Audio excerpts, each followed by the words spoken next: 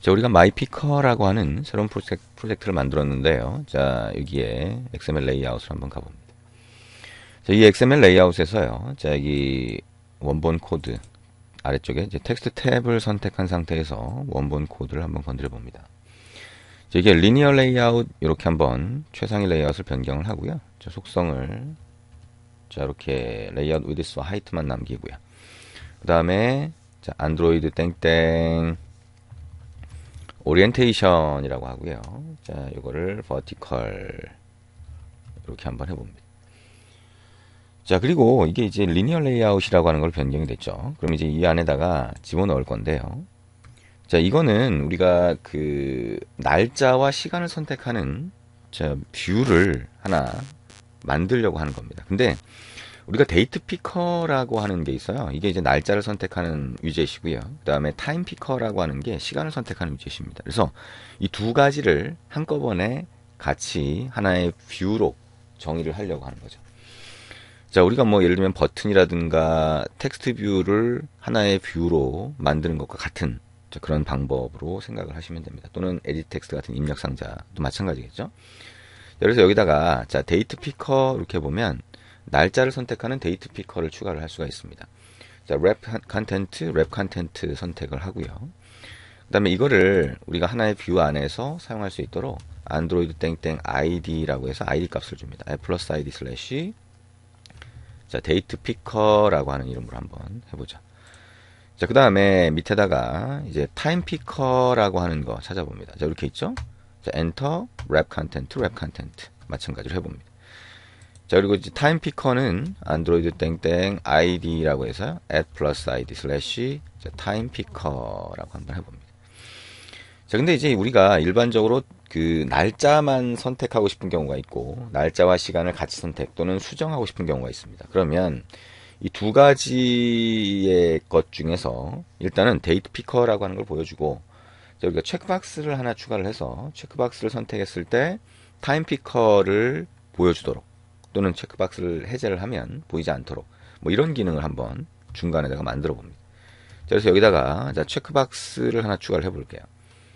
그리고 이것도 이제 랩 컨텐트, 랩 컨텐트라고 하고요. 여기다가 안드로이드 땡땡 텍스트라고 해서 체크박스에 텍스트를 한번 표시를 해봅니다. 자, 시간 선택. 자, 책에서는 이제 시간 보이기 뭐 이렇게 하는데요. 시간 선택의 의미가 되겠죠? 시간 선택으로 한번 해봅니다. 자, 그리고 안드로이드 땡땡 id라고 하는 거를 add plus id 슬래시 자, 체크박스인데요. 자, 체크 타임 피커. 자, 체크 타임 피커 이렇게 한번 해보죠. 자, 약간씩 책하고는 다르게 이름을 한번 해봅니다. 여러분도 이제 이 코드를 만들 때 자, 코드의 내용을 약간씩 다르게 한번 만들어 보시면 훨씬 적응이 빠를 겁니다. 자, 이렇게 레이아웃을 만들었고요. 이거는 자, 우리가 데이트 타임 피커라고 하는 자, 새로운 거를 위한 레이아웃이라고 할 수가 있죠. 자, 지금 우리가 activity main.xml에 넣었네요. 자, activity main.xml 이렇게 넣으면 안 되겠죠. 자, 우리가 자, 다시 이쪽에 가볼게요. res 밑에 레이아웃으로 가서요. 자, 레이아웃 여기에 오른쪽 마우스 버튼 눌러서 new layout resource file 이렇게 합니다. 자, 그리고 자, 새로운 레이아웃을 만들어야 되죠. 우리가 데이트 타임 피커를 위한 레이아웃을 입력을 해야 되는데 제가 activity main.xml에 넣었네요. 자, 그러면 picker.xml 이렇게 레이아웃을 만들고요.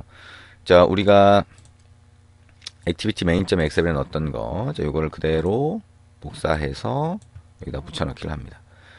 자, picker.xml이 자, 데이트타임 피커라고 하는 뷰를 만들기 위한 거고요.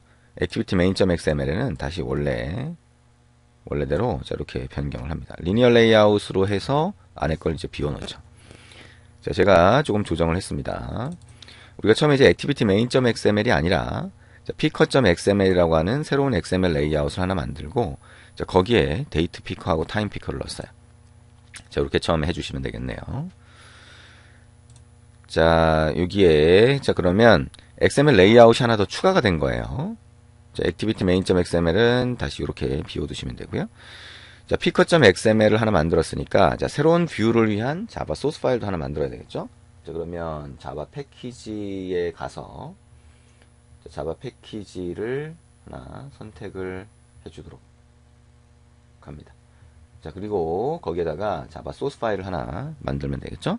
자, 이거 선택을 하고요. 오른쪽 마우스 버튼 누르고 New Java Class 해봅니다. 자, picker.java로 만들어도 되고요. 자, datetime picker.java가 되겠죠? 그러면 datetime picker까지 입력을 합니다. 자, 그리고 우리가 이제 picker.xml에서 최상위 레이아웃을 리니어 레이아웃을 했으니까요. 슈퍼 클래스를 여기도 리니어 레이아웃 이렇게 만들어줍니다. 엔터가 되겠죠? OK 눌러줍니다. 자, 그럼 이렇게 되고요. 일단은 생성자를 먼저 만듭니다. 오른쪽 마우스 버튼 눌러서 Generate Constructor. 자, 필수 생성자 2개 선택을 하고요. OK 누릅니다. 이렇게 되겠죠. 자, 그러면 이것도 마찬가지로 자, 우리가 XML 레이아웃에서 만든 자, 화면 배치, 즉 레이아웃 그 정보를 인플레이션에서 붙여줘야 되겠죠. 그래서 자, private void init이라고 만들고요. 컨텍스트 객체를 파라미터로 전달하도록 이렇게 만들어줍니다. 그리고 여기 2개의 생성자에서 모두 공통으로 자, init 메소드를 호출하도록 합니다. 자, 2개의 생성자 안에서 만약에 직접 뭔가 초기화를 위한 코드를 집어넣으면 중복해서 집어넣어야 되죠. 2개니까. 그래서 그거를 하나로 통일을 하고 있습니다. 자, init 안에서는 layout inflation을 해야 되겠죠. 그래서 자, 먼저 context.get system service 자, context.layout inflator service라는 상수를 넣어서 자, layout inflator라고 하는 객체를 참조를 합니다. 자, layout inflator가 되겠죠. 자, inflator라고 하는 이름의 변수를 만듭니다. layout inflator라고 하는 걸로 자, 캐스팅해서 할당을 합니다. 자, 그 다음에 inflator.inflate라고 하고요. r.layout.picker라고 하는 레이아웃을 메모리에 객체화한 다음에 this 여기다 붙여달라. 그 다음에 true 바로 붙여달라라고 합니다. 그럼 인플레이션이 됐으니까 이제 여기서 필요한 것들을 찾아서 쓸 수가 있겠죠.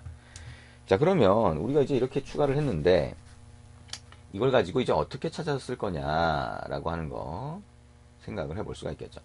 자, 먼저 자, 데이트 피커하고 타임 피커를 레이아웃에 이렇게 넣었잖아요. 그러니까 이 2개를 먼저 한번 찾아봅니다.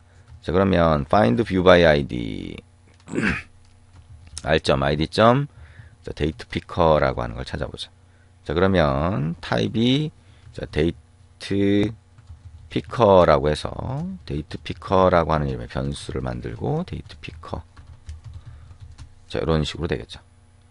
근데 이게 어디서든 쓸 수 있게 만들겠다. 이 클래스 안에서. 그러면 이거를 자, 변수 선언으로 변경을 해줍니다.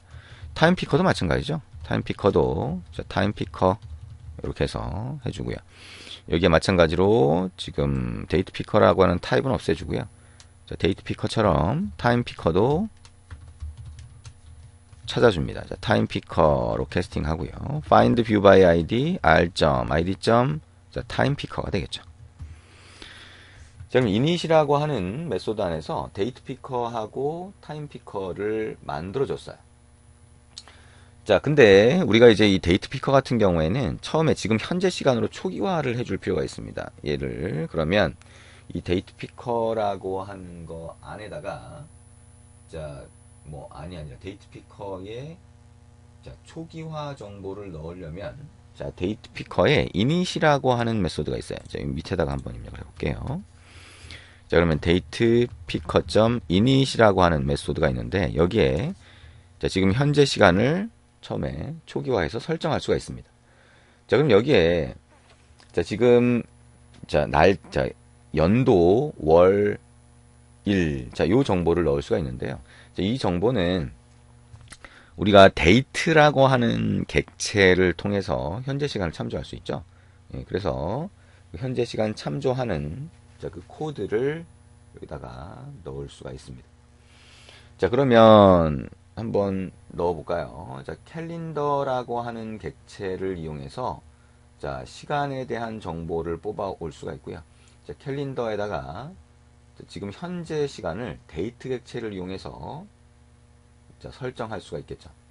자, 그러면 먼저 자, 데이트 객체를 하나 만들어 볼까요? 자, 데이트는 new date라고 해서 객체를 하나 만들면 이렇게 보입니다.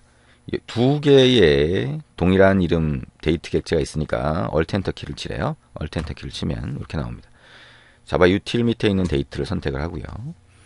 자, 그 다음에 여기에 데이트가 있으니까 자, calendar.getInstance라고 하는 거를 사용을 합니다. getInstance라고 하는 거를 자, 처음에 이렇게 보면 자, 이런 정보들이 막 들어갈 수 있죠.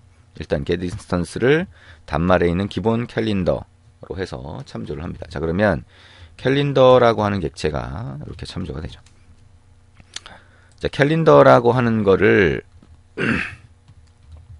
객체를 참조를 했으면 여기에 set time이라고 하는 게 있어요. 여기다가 데이트를 넣으면 현재 시간으로 초기화가 됩니다.